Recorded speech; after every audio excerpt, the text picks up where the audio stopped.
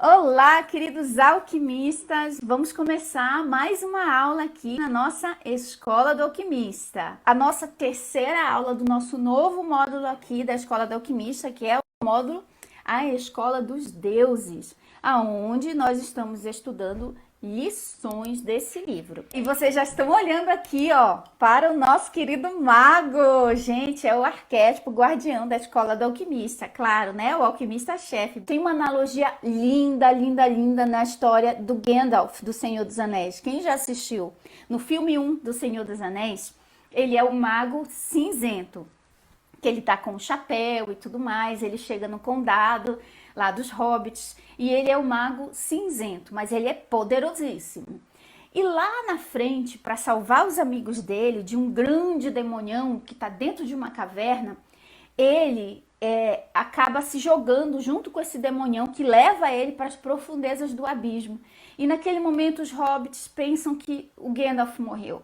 Já era, a sombra levou ele. E de repente, lá na frente, eu acho que é no filme 2, o Gandalf aparece quando os hobbits estão cercados por aqueles monstros, esqueci o nome dos monstros, os monstros feios. Quem assistiu O Senhor dos Anéis aí, é analogia pura de expansão de consciência, de despertar. Então, quando eles estão lá, eu esqueci o nome dos monstros, uns monstros horrorosos que representam a maldade no filme. E eles estão ali sem nenhuma esperança. Aí surge Gandalf, aquela música, aquele cetro de mago dele. E ele surge por detrás da floresta, das árvores. E ele com seu cetro bate no chão, uma enorme luz joga para longe todos aqueles monstros horrorosos. E quando eles olham daquela luz branca, surge quem? Tchan, tchan, tchan, tchan, tchan, tchan, tchan, tchan, tchan. Ai, Gandalf! O mago branco, eles olham e dizem, uau, tá resplandecendo de luz. Aí eles, mas a gente pensou que você tinha morrido. Ele disse, não, enfrentei as minhas piores sombras, meus piores medos dentro daquele abismo negro com aquele demônio. Mas eu venci e ressurgi por causa dessa luta, eu fui condecorado a mago branco. Então ele saiu de mago cinzento para mago branco. Então isso significa a gente entrar dentro do nosso próprio interior, que é um grande abismo, e a gente conseguir transcender as nossas sombras. Então, aquele momento em que Gandalf caiu no abismo com aquele demônio, representava um grande momento de catarse para ele, uma grande catarse, que todos nós passamos na nossa jornada. Mas a gente sai mais forte quando a gente enfrenta nossas sombras e consegue jogar a luz da consciência nelas, e aí a gente ressurge como o grande mago branco que nós somos. Então, esse é o símbolo, a história dessa estatueta aqui. Quem já assistiu Senhor dos Anéis, assiste de novo com olhos de expansão de consciência, porque tudo ali é um símbolo, principalmente o arquétipo do mago, que está muito bem representado por Gandalf. A gente podia dar uma aula inteira só sobre o arquétipo do mago no filme Senhor dos Anéis. E é o arquétipo guardião aqui da Escola do Alquimista, porque a gente quer que você seja o mago, a maga da sua própria vida, ok? E outro arquétipo que também faz parte, que é muito parecido com o do mago, é o arquétipo da chave. Vocês têm aí, né? Você já veio o logo da escola, são duas chaves, porque a chave, ela te dá poder de abrir a porta. O dono da casa que tem a chave, só ele entra e abre. Imagina quando você aluga um apartamento e te dão a chave, você entra com a chave. Ou quando você compra um carro e te dão a chave do carro. Quando você compra uma casa e te dão a chave da casa. É poder de você entrar lá e, enfim, fazer a mágica acontecer. Acabei falando aí sobre o arquétipo do mago, que agora vai fazer parte do nosso cenário aqui nas aulas da Escola do Alquimista, tá bom? Vou deixar ele quietinho aqui. Então vamos lá, gente. Nós estamos na aula 3 desse livro maravilhoso aqui, A Escola dos Deuses, que tem tudo a ver com a Escola do Alquimista. Porque a Escola do Alquimista, conforme falei para vocês, ensina você a criar sua realidade a partir do poder da alquimia mental. Ensina você a despertar o mago, a maga que existe em você. E a Escola dos Deuses é justamente isso. Ensina você a despertar o Deus que está hibernando dentro de você. Então, ele ensina você que todos nós temos um Deus hibernando dentro de nós. E quando a gente vai despertando a consciência, esse Deus vai despertando também e a gente vai tendo poder. O que é um Deus? Aquele que cria a própria realidade. Assim como o arquétipo do mago, que cria a própria realidade também. Então, na aula 2, na aula 1 a gente viu o enredo total do livro, como é que é, do que o livro fala. A gente viu a história do Hélio de Ana, que é o autor do livro, que também é um personagem que é ensinado pelo Dreamer, que é uma figura que aparece para ele ali, que é a figura que ensina, que é o mago, que é o Deus que aparece para ele, que na verdade a gente sabe que é a centelha divina dele, o eu superior, que aparece com o título de Dreamer. Em inglês, Dreamer é o sonhador.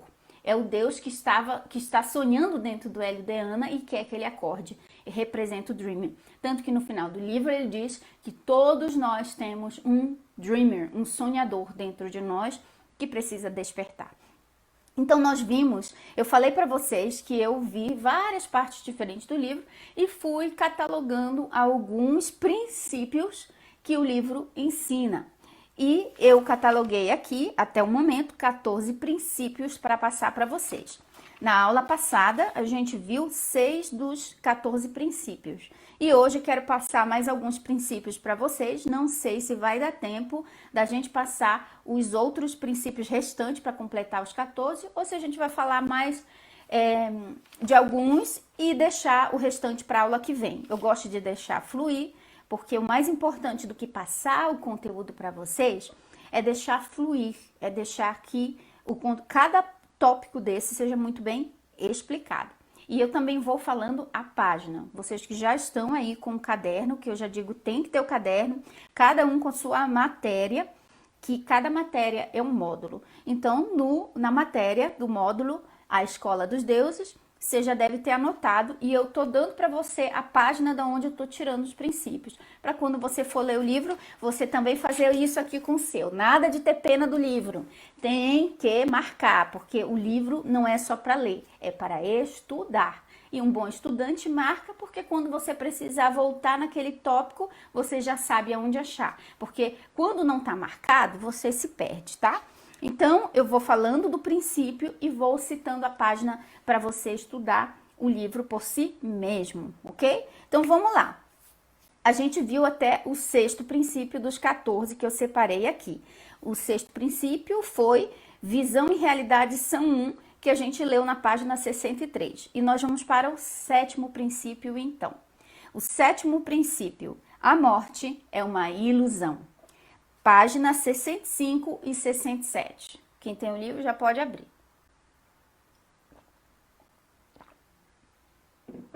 A morte é uma ilusão. É o 7º princípio. Vamos lá, página 65. E vamos explicar o que é que o Dreamer fala sobre a morte. Ser uma ilusão. A gente já sabe disso, né? A gente já ouviu isso, porque esse livro ele casa com os ensinamentos de expansão de consciência que a gente sempre está falando, tanto no canal Temporariamente Humana, como aqui na Escola do Alquimista. Página 65. Ele fala assim, lá embaixo, no penúltimo parágrafo. Acreditar que a morte é inevitável, é invencível, é insalubre às pessoas. Então, ele fala assim, que a morte, como nós conhecemos, ela só existe porque se implantou uma crença no ser humano há muitos anos atrás de que ela era inevitável, de que realmente ela existia.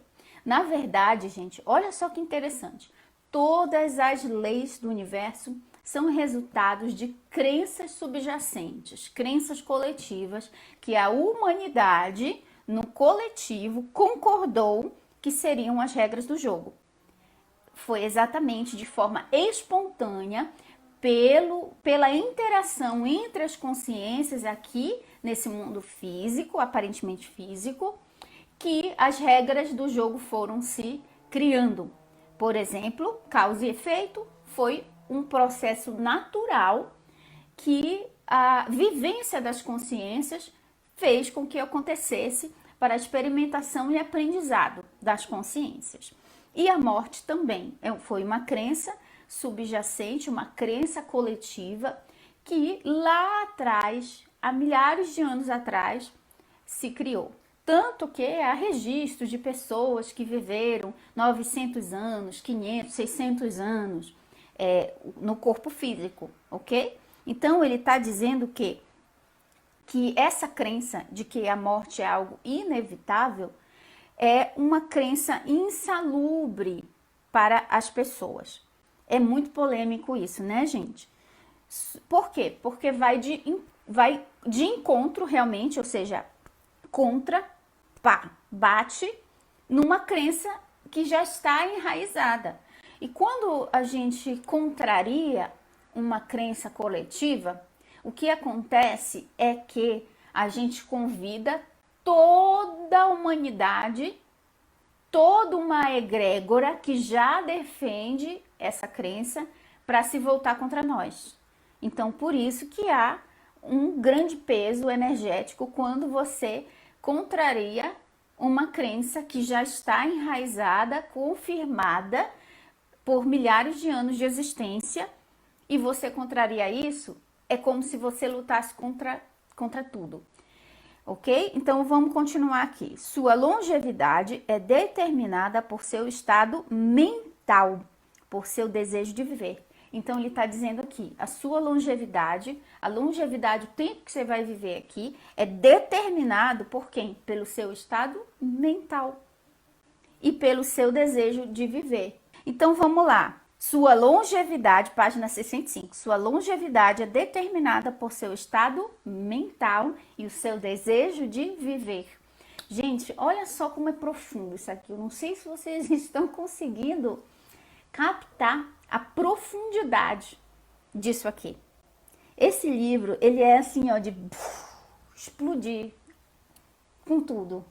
O Dreamer, essa personagem do livro, ele é assim extremamente agressivo, no bom sentido. Ele é como sabe aquele treinador que puxa com tudo o teu potencial para fora? Ele puxa para fora o teu potencial, ele te provoca a questionar todas as bases dos teus paradigmas e crenças, toda a estrutura que sustenta a realidade na qual você vive, que você acreditou por tanto tempo. Ele questiona a base de toda uma sociedade, a base da existência no planeta Terra, ele questiona. Ele questiona isso, só isso. A base, todas as estruturas da existência no planeta Terra, ele questiona tudo isso. Por que falar isso? O que é que determina o tempo que a gente vai viver aqui nessa terra, vai se manifestar nessa terra? Sua longevidade é determinada por quem? Pelo seu estado mental e por seu desejo de viver. Então, o estado mental da gente determina a nossa longevidade. O estado mental. Por quê? Olha só, se a gente já nasce e nasce no DNA, o bebezinho já nasce no DNA dele. Então, tanto as crenças subjacentes, que são as crenças do coletivo, a raça humana, o DNA da raça humana já nasce impregnado com crenças que sustentam a existência da raça humana aqui nessa terra. Então, já vem as crenças no DNA. A morte é uma das crenças que a gente herda, só por nascer ser humano, já nasce com a morte no DNA. Com a crença na morte, na inevitabilidade da morte no DNA. É isso que ele diz. Então, mesmo que um bebezinho nem sabe, mas já está no inconsciente do bebezinho que a morte é inevitável, que ele vai crescer, que ele vai envelhecer e que ele vai morrer. Então, já está isso no DNA dele. E aí você vai acreditando, o teu estado mental não, mas é normal, todo mundo nasce, vai envelhecendo e vai morrer. Ok? É isso que ele quer dizer. E também por seu desejo de viver. Você tem vontade de viver? Qual é a intensidade do seu desejo de viver? A maioria dos seres humanos não tem um desejo de viver muito grande. Tanto que por isso as religiões, principalmente abraâmicas, como a gente conhece hoje, elas vivem de uma promessa, de uma felicidade, de uma vida eterna depois da morte. Porque se tirar isso, acaba com a religião, acaba com qualquer lógica da doutrina da maioria das igrejas.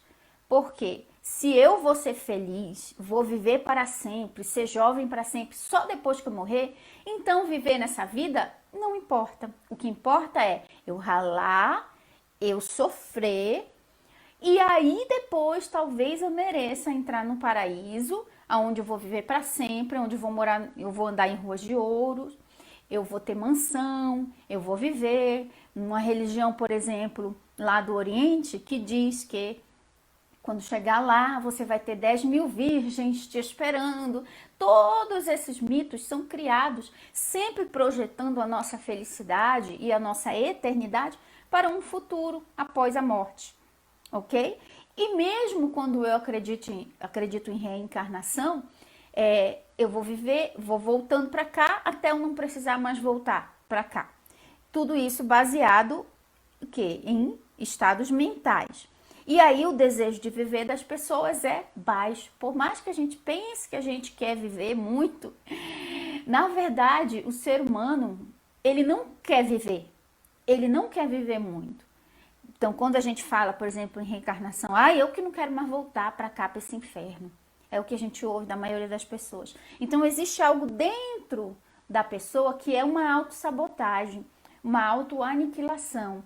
Se você for perguntar, se você tivesse a capacidade de não voltar mais para o planeta Terra em uma outra encarnação ou vir de novo para cá, a maioria das pessoas vai dizer, eu não quero, porque esse mundo é louco, porque é isso, porque é aquilo. Então, o desejo de viver das pessoas não é tão grande. E ele fala que, aliado à crença na morte, que é uma crença subjacente, coletiva, nasceu o ser humano, já nasce de brinde essa crença, e aliado à baixa vontade de viver, faz com que a morte realmente seja inevitável. Sua longevidade página 65, sua longevidade é determinada por sua mente. Então, a nossa mente também determina. Aí a gente vai olhar para algumas pessoas que, por exemplo, o meu marido me mostrou um rapaz que ele tem 50 anos, se não me engano, ou 54 anos, mas ele parece um adolescente, um asiático. Ele é fotógrafo, o Instagram dele é bombadão, assim, tem muita gente seguindo ele. E ele não faz grandes coisas, tipo de alimentação, claro, ele come muitas frutas, verduras, mas ele não é tão assim, digamos, nada de especial, não usa produtos de rejuvenescimento no rosto. E o homem parece um adolescente com 50 e tantos anos. É inacreditável, o corpo dele todo malhado. Então tem pessoas que realmente não aparentam a idade que tem. E o que a gente diz? Isso é a genética da pessoa e tudo mais. Aí eu fui conectar com informações que eu já vi de outras fontes, como por exemplo, Abraham Hicks, que vocês sabem que eu amo, que eu sou fã da Esther. Mas a Esther já é uma senhora, mãe. Ela não venceu a morte, o marido dela morreu. Quem venceu a morte? Jesus veio para nos dar esse exemplo. Qual era o objetivo de Jesus? Era o quê? Justamente mostrar que a morte não é uma coisa inevitável. Que se a gente... E o que é que ele disse? Se creres em mim, obras maiores que eu fiz farão. Então, a obra que ele fez também de ressuscitar dos mortos com um novo corpo, ele disse, vocês também podem fazer, porque ele incluiu tudo que ele fez, que a gente também pode fazer. Só que para chegar no nível de consciência crístico, um nível de consciência que transcende, tanto que ele ficou aqui na Terra, ele não ficou. Porque quando você atinge uma vibração daquela, não dá mais para ficar no planeta Terra, porque é acima da vibração do coletivo inteiro junto, a vibração que se atinge nesse estado de consciência e fica insustentável